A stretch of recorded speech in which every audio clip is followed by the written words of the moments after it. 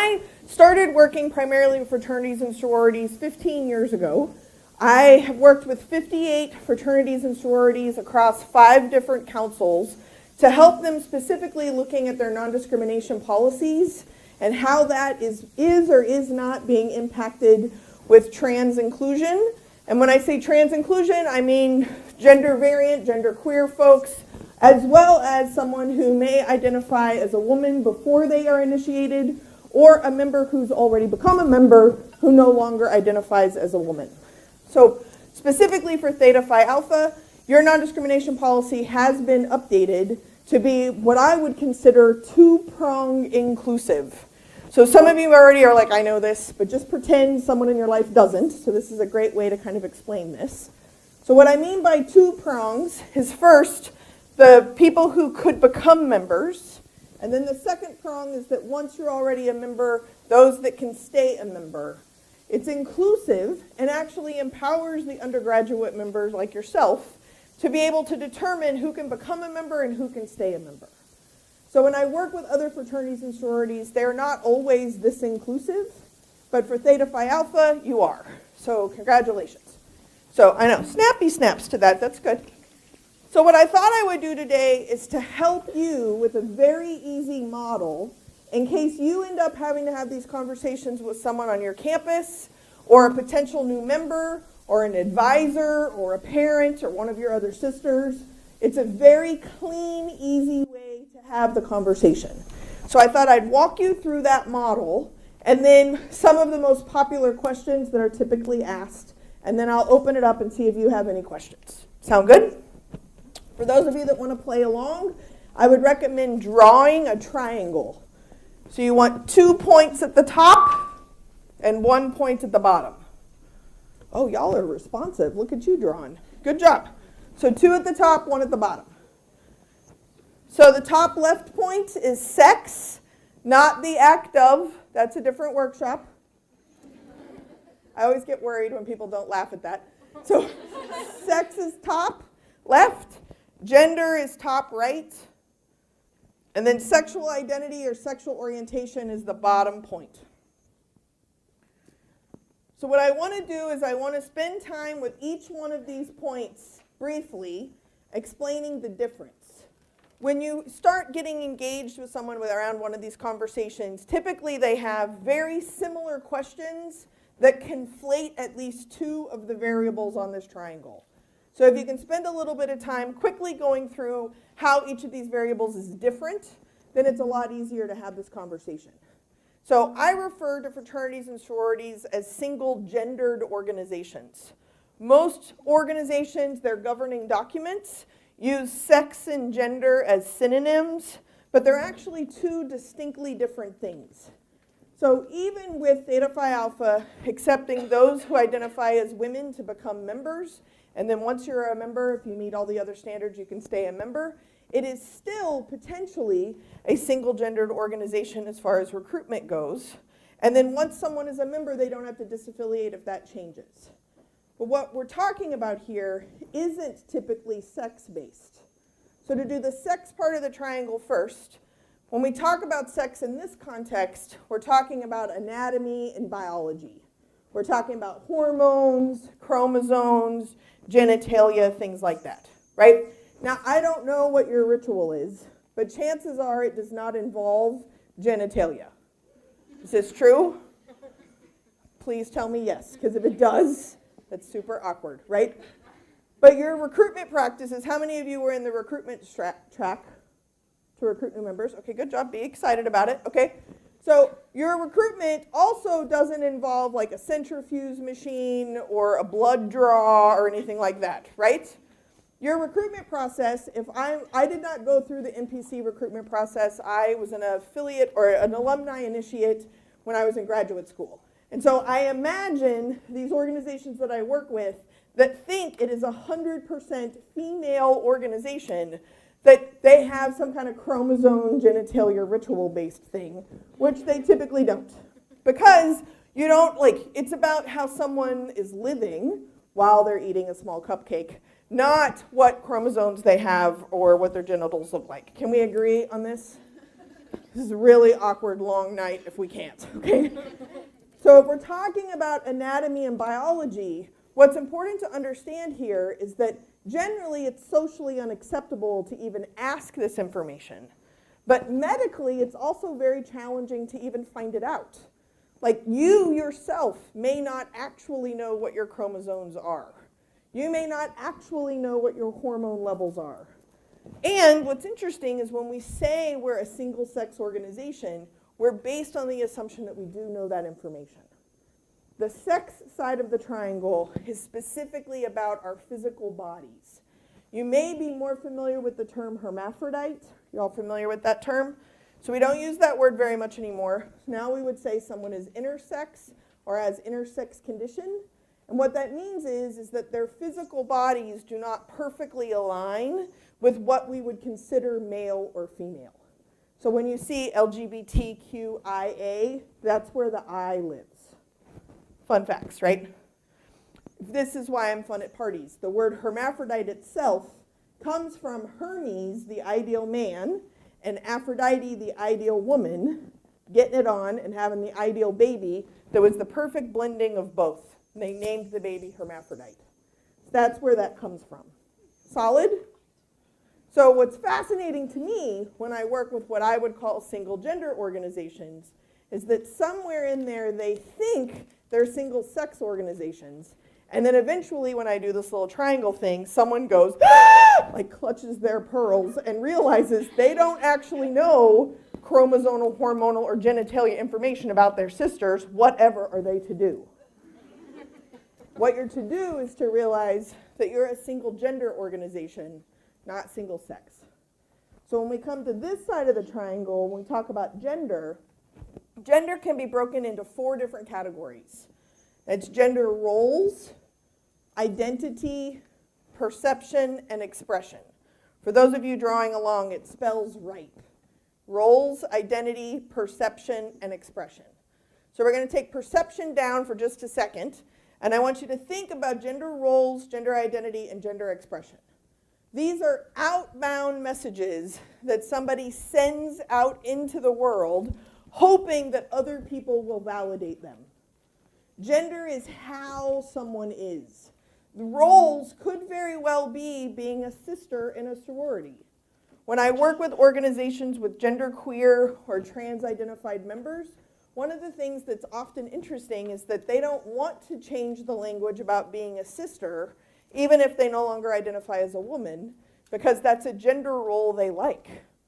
So switching it to sibling or something gender neutral to them may seem like too much of a change. You can also be a role in your own family, what kind of jobs you're looking at, how you are as a friend. I don't know, do they still have like bee fry and stend necklaces? Am I dating myself? Y'all are staring at me like I'm insane, so I guess so. So best friend, and it was like a heart, and it was cracked, and it was super cute, right? Okay, so the bee fry and the stend, the person who had each half of this pendant, there was like a personality that went with each half. That's a role. An identity is a label one uses to describe themselves to other people.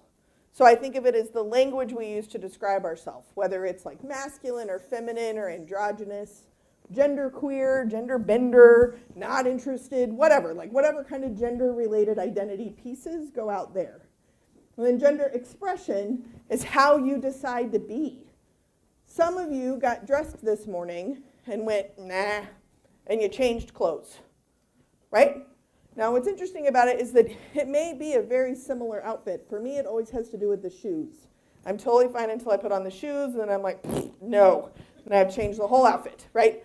But that's how I'm expressing myself out to other people. The fourth piece of gender around perception is the piece we have no control over. So ideally, we can send out messages about our roles, send out messages about our identity, send out messages through our expressions, and we hope that other people will perceive us the way we're trying to be perceived. When we talk about being an ally, it's validating someone's existence, whether you believe it or not. We actually have this skill set already. We just don't often use it when we start talking about gender.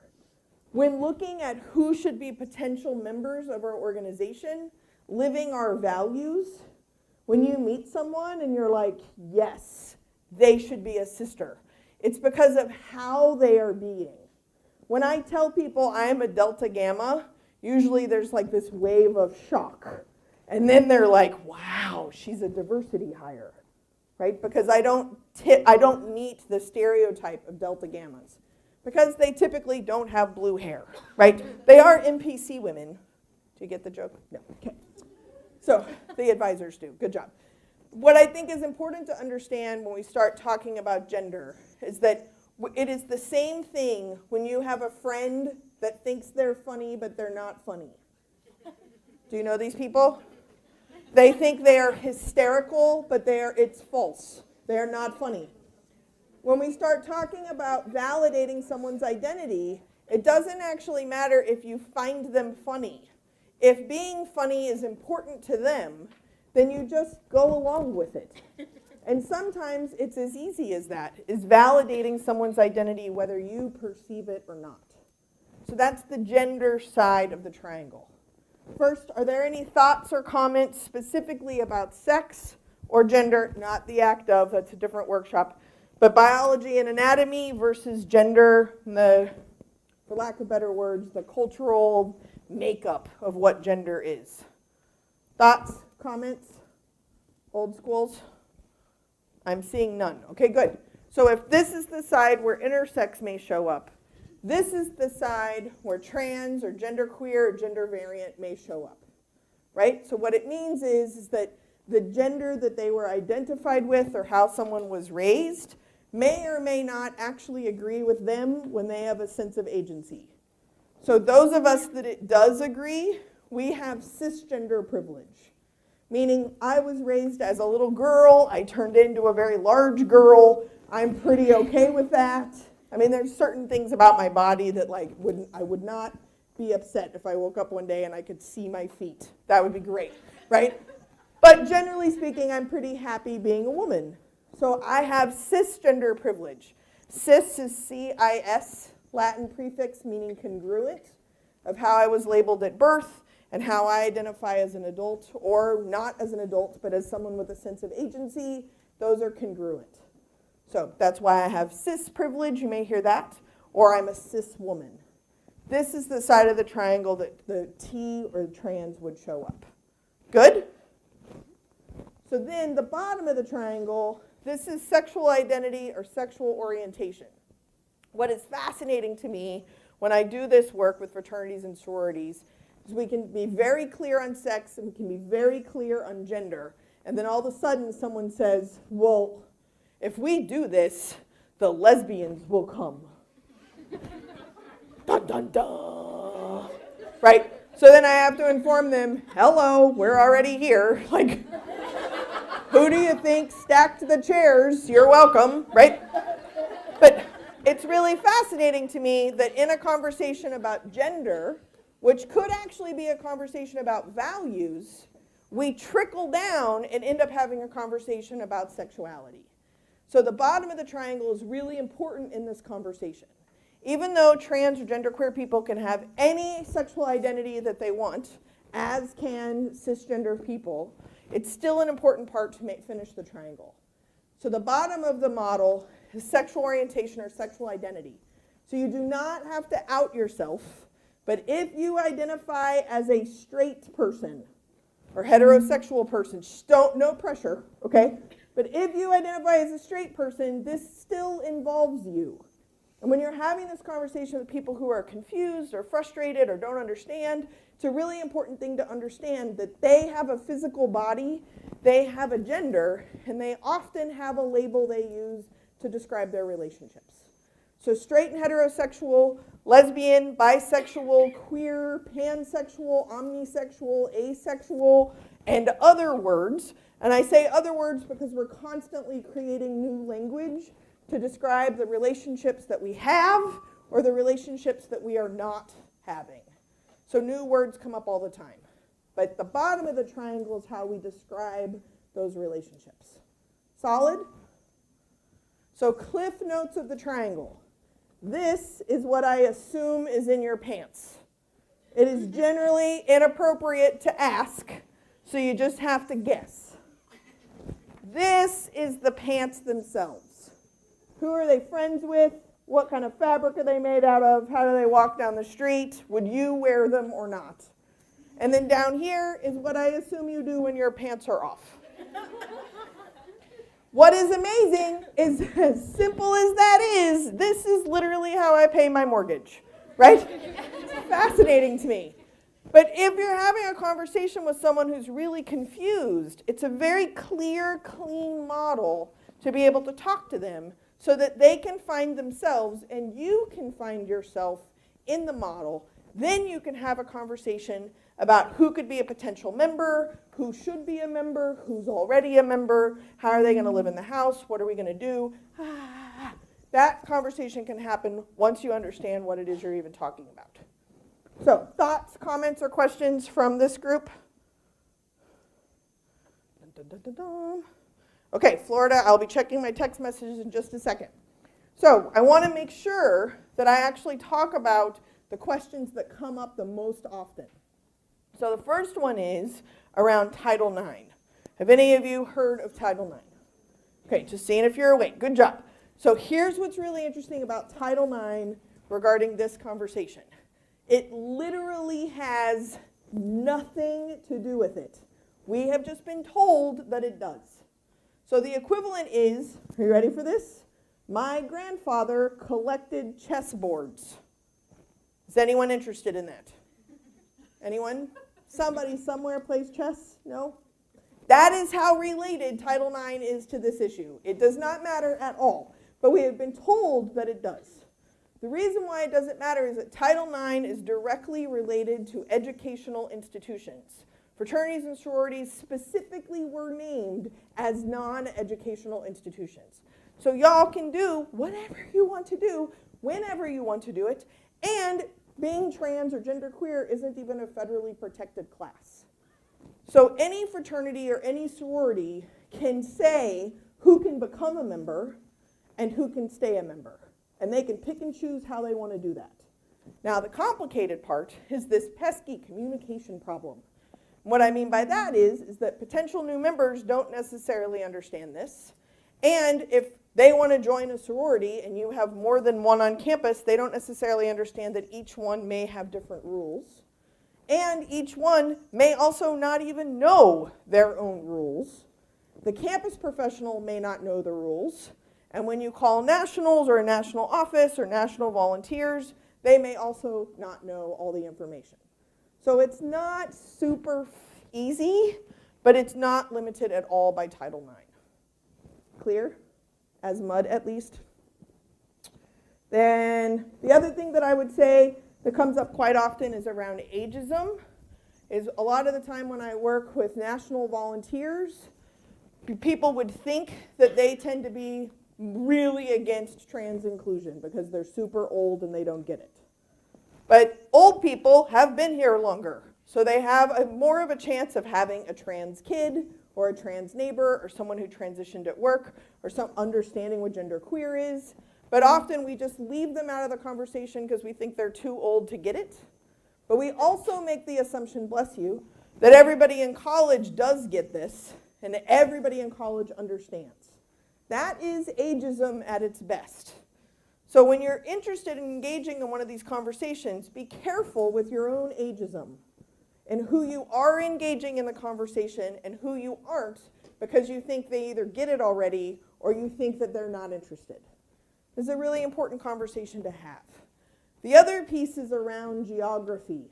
So everybody thinks everyone in the South doesn't get this, and everybody in the North does, and everybody out West does. That's not true. Hate crimes actually occur in an equal measure across the entire country at an equal pace. So geographically, there is not like the best place to be. And when you're starting to interact with one of your own sisters, a fellow member of the Greek community, or a potential new member, or someone who's not interested, who's genderqueer or trans-identified, please be mindful that they may not feel included no matter where they are. and I don't want to put any pressure on anybody feeling like they have to know everything. And I'm really tired of pointing fingers at certain parts of the country and assuming they're the most ignorant. This is a topic that a lot of people are really new to, regardless of where they live. So that's a really important piece. And then the last couple of things, and then I'll open it up for questions, is around preferred name or preferred pronouns. So my name is Jessica on my birth certificate. My parents died when I was 19. No one has ever called me Jessica unless I was in trouble, or they don't know me, right? If you do know me, and you now do, my name is Jess. Feel free to call me Jess. My preferred name is Jess. What's fascinating is that's totally cool. That's fine, okay, cool, no big deal. I can delete the remaining letters of your name in my phone. That's fine. But as soon as someone changes their name because of a gender expression piece, we get very weird about it. Because we're like, well, I just don't know you by that name. Well, great, update your files, right? So that's what a preferred name is. Don't ask me what my preferred name is if you're not then going to use my preferred name. When I was the national advisor of a sorority, each member had their own nickname. I don't know if that's true or not in Theta Phi Alpha. It may vary by campus. But they had nicknames. But everybody knew their nicknames unless you didn't know their nickname. And then it was like a different kind of division within the chapter. We can handle this, right? Like, we know how to make nuclear weapons. We can handle a preferred name. But literally, sometimes it's really that hard. Because what we do is we burden them for making a change instead of us for just updating the information in our heads. Then preferred pronouns. When we ask groups of people, what are your preferred names or your preferred pronouns, I suggest you role model this and say like, hi, my name is Jess. I prefer feminine pronouns like she and her. We're going to go around and we're going to say all of our names. And if you could, say your name and your preferred pronouns and what you had for breakfast. Then we'll go on. We're not actually going to do this, no stress. Some of you are like, I didn't eat breakfast. Great. Some of you have been in training all day. You're like, breakfast was like 9 months ago. I don't even remember. Don't worry, no pressure. What's interesting about preferred pronouns is that most of the people who have cis privilege or pass as the gender within the binary that they want to, they don't even have to think about what a pronoun is. So often when you're trying to be all inclusive and you ask for preferred pronouns, what ends up happening is people are like, grammar pop quiz. What's a pronoun? I don't remember. Can I Google this really quick? I don't even know what the right answer is. And it's not necessarily coming from like a transphobic place as much as it is, when's the last time you diagrammed a sentence? The people who pronouns are really important to are the ones that don't automatically pass with their preferred pronouns. So like, if you happen to pass with the pronouns that people typically use for you, get over it. It's not even that hard to say what pronouns you use, right? So you either use she or her or he and him, right? Or you can use they, them. They, them are kind of gender-neutral pronouns that seem to be taking on much more popularity than ze or here or some of the other gender-neutral pronouns. Then what happens is grammar police come up here and they're like, they and them are plural words. That can't be a singular pronoun. Says who? Oh, well, my grammar, oh, now you know grammar, right? But what's important to understand, there's an author, I don't know if you've ever heard of him, but his name was William Shakespeare. Using they, them pronouns did not hurt his writing career. And I'll go one step further. If you bought a whisk on Amazon Prime and it hasn't shown up yet, you're going to ask your roommates, have they come yet? You do not mean the 9 million UPS employees all showing up at your door and being like, blah, blah, here is your whisk. You don't give a shit. You just want your damn whisk, right? So you can use they, them singularly until someone tells you to, and then most of us become grammar police. Like, or we could just get over ourselves. I don't know, maybe that one. Let's choose door number 2 there, right? So those typically are the most common questions that come up when we talk about what is this trans thing, right? What is this gender queer thing? What is this thing I don't understand? I don't know any of these new words. Specifically with Theta Phi Alpha, because you've updated your non-discrimination policy, you have the clarity of understanding that when you meet somebody, if they meet all of your other membership standards, and currently they identify as a woman, they could potentially become a member. It is still up to them to accept a bid. They still have to go through all the other rigmarole in order to do it. And then those of you that are already members, if you cease at some point in time to identify as a woman, you don't have to automatically disaffiliate. You can actually still lean on this community for support.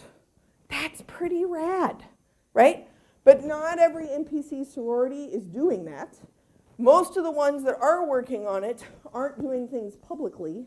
And if they are doing things publicly, they're only doing one prong for now. But you don't need to manage them. You just manage your chapters on your campuses. Is that helpful? Okay, so the number again is 202-670-4262. I have one text message, $10. It is, I like your hair. Ugh, I'm with Sprint, so who knows how long this will take. Florida says hi. Hi, Florida. All right. Are there any old school questions or text? Feel free to go ahead and bring those up. Any old school questions that I can help with? We have about 10 minutes left. Yes? So the question is, what is omnisex or omnisexual? So when I was listing off things at the bottom, I said heterosexual, lesbian, gay, bisexual, pan or omnisexual, right? And then asexual, queer, and then whatever new words have been created. So in a totally not appropriate way, pan and omni are more inclusive terms than bisexual. So if you're aware that there's more than one gender identity, then saying you're attracted to the only two doesn't make any sense. So pan and omni means that there's more than those two. And there's a lot of conversations. I have been on hours of conference calls about what's the difference between pan and omni. And most of the folks that I know who identify as pan or omni haven't decided on what's the difference. So I am comfortable just saying it's a more inclusive way of saying bisexual. Good? Great. Great question. Anything else? Yes? So our college Panhellenic Council on campus limits like our recruitment rules where we can only have women go through recruitment. So Great. So the question is if there's limitations on recruitment rules and you're only allowed to have women who go through recruitment, Theta Phi Alpha, you do not need to worry about what does it mean to identify as a woman. So regardless of how they are registered at a university, regardless of what their driver's license or birth certificate may say, they identify as a woman. Generally speaking, that also means that they present as a woman, right, and meet all your other membership standards. They could go through recruitment and join Theta Phi Alpha. Is that helpful? yeah, no, that makes sense because I know that when Delta Phi Epsilon on campus, they're able to give bids to anyone. Like they're able to welcome anyone, but they can only do it in spring semester when they're COBing when they're not under those rules. Sounds great. I'm going to go like this. Don't know. So, I don't know how to answer that question because I don't know Delta Phi Epsilon, and I know them, but I don't know what, honestly, I don't even know what COB means, and I don't know what campus you're at. So you don't need to worry about anybody else, though. That's your rules. Good? Cool. Any other old schools? I have 3 texts. Dun, dun, dun, dun, dun. Okay, great. Define queer. So for some, queer is a single identity, meaning generally not heterosexual or potentially not cisgender as well. And sometimes it's a word that even allies may use because they are often targeted by the same people.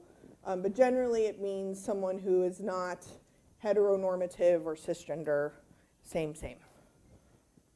Okay? How do you appropriately ask someone for their pronouns? First off, great example of using their in a singular sense. Do you see? They did it all by themselves. Good job. So What not to do is to go around the room and say, okay, let everybody say your names, and you say your name, and you say your name, and then I'm like, whoa, can you also say your pronouns? Like, don't do that, right? Because that's weird, right?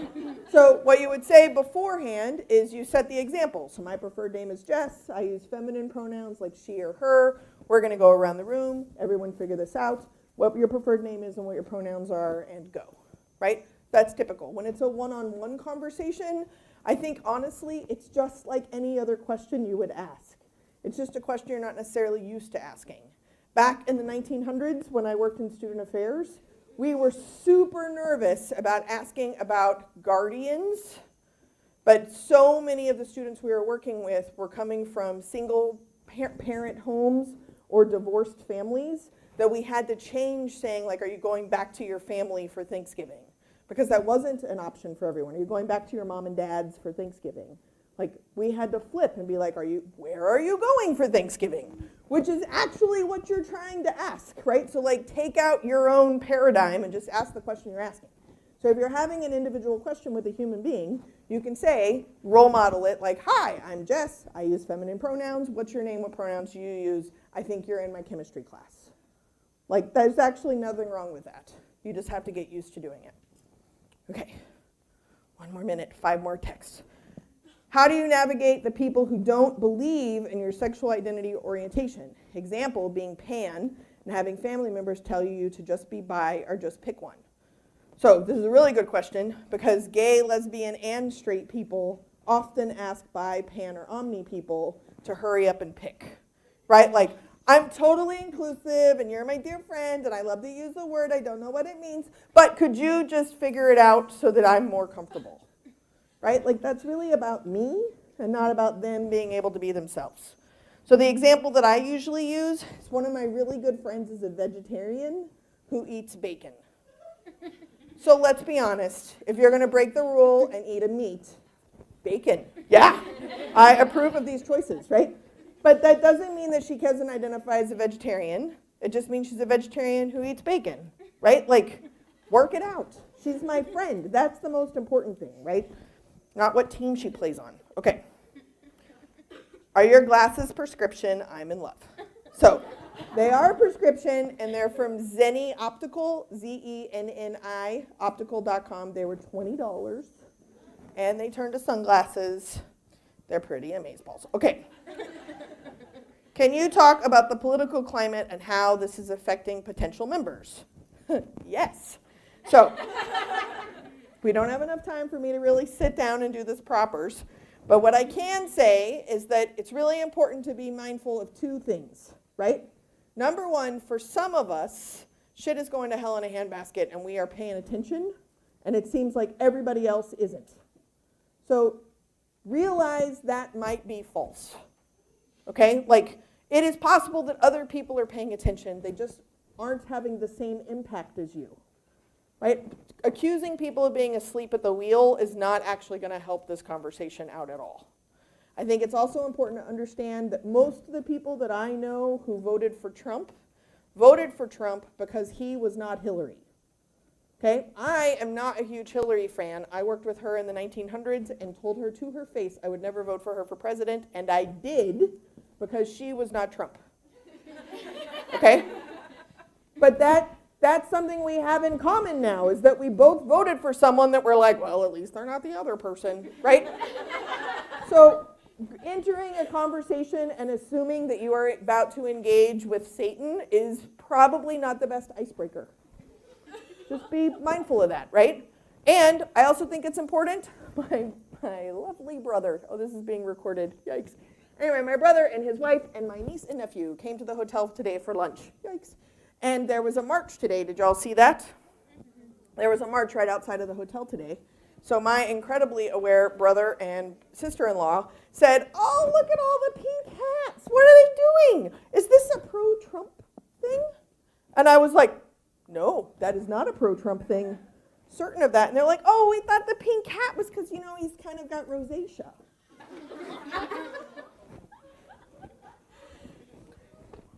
No, I am not kidding. That was lunch. I was like, drink your juice, Shelby. Like, I don't even know what to say to that. Just No, I'm pretty sure it's not pro-Trump. It might be like pro-democracy, pass the cheesecake, right? Like, be mindful that, one, this is not new, and two, we're being told that it's super polarizing. But what ends up happening when you're being told that it's polarizing is that you're not doing anything wrong, so it must be them that are doing the things wrong. That is how we stay polarized. So stop doing that. Okay, I'm going to do 2 more. Is that okay? Dinner's after this, so some of you are like, no, I'm hungry. Okay. How do we get conversations started with Panhellenic Council on our campus about being open to trans potential members? Okay, so here's a very good question. How do we get Panhellenic Council members on campus? Okay, so first, here's what's important. The Panhellenic Council on campus can determine whatever it wants to, but that doesn't necessarily inform what your campus advisor, the professional staff on campus are doing, what the advisors are allowed to do, or what the national offices of all the organizations on your campus can do. But it's certainly a good leverage tool, right? Because if the Panhellenic Council is like, yeah, we're good with this, figure it out. But one of the things that I've been talking about with national offices for fraternities and sororities across all 7 councils is that you are actually a guest on that campus. That campus often has a more inclusive non-discrimination policy than most of the fraternities and sororities that are on that campus. So get it together. That's important. And I believe these organizations are about and for the undergraduate members. So if the pressure can come this way, more work will occur. It's really important. I think one of the saddest things I've ever seen is I was at my own convention and there was a moment of passing an amendment to the Constitution for Delta Gamma. And this undergraduate member got up to the microphone and she says, I'm only 20 years old. I don't know if I'm even allowed to have an opinion. And it broke my heart that we're in an organization that is supposed to be like fostering strong, empowered women, right? This woman is 4 years older than our founders, and she didn't know if she was allowed to have an opinion. The answer is yes. Yes, you are. Get to work. All right. I'll do one more, and then I'll go to the others through texting. And Florida, please keep them coming. Okay. Do you have any suggestions for dealing with homophobic behaviors from our sisters? Yes. Number 1, often people don't know when what they are doing is actually hurtful to someone else. So if you do something that's hurtful to me, I have a lot of risk. It costs me a lot to say, don't do that, it really hurts my feelings. But if someone's watching this, and someone else can actually go up to that person and say, you shouldn't do that because it could have a really negative impact on your sister, it costs them less. This is why being an ally or an advocate is so imperative, because you're doing work that costs or is less risky than the people who are actually being targeted intentionally or unintentionally. Specifically, this is why I actually like working with fraternities and sororities, is because our values shouldn't just be shit on a t-shirt. It should actually be how we show up on the planet.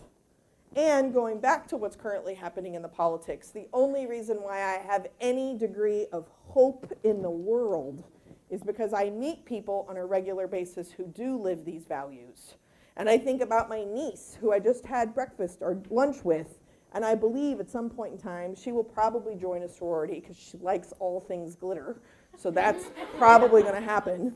But wherever she lands, no matter what the organization is, I believe she's going to land in a place that's going to make the world better.